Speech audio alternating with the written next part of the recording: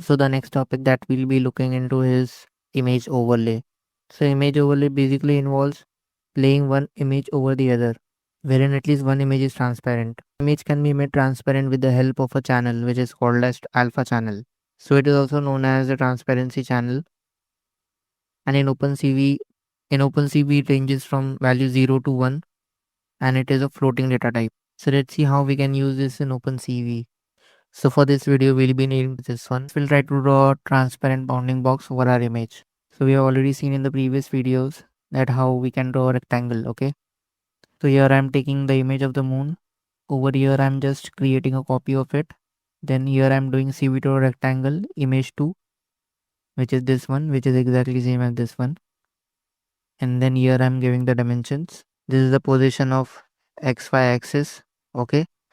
This is also the position of XY axis. This is of top left corner. This is of bottom right corner. This is the color I'm giving. And here I'm making it filled. Okay. So let's see output. So you can see here I've drawn a blue colored rectangle. Okay. We want to make it transparent. So for that we'll use CV to add weighted. Okay. Here we'll try to display the image IMG. Here I'm adding image 1 and image 2. Here I'm keeping the original image. Okay, as a more dominant over here with the alpha value of 0.9. As we have seen earlier, higher the value of alpha, more opaque the image is.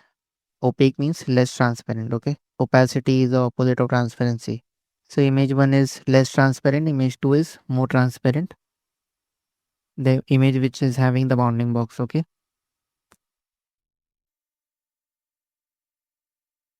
So here you can see our bounding box now looks transparent.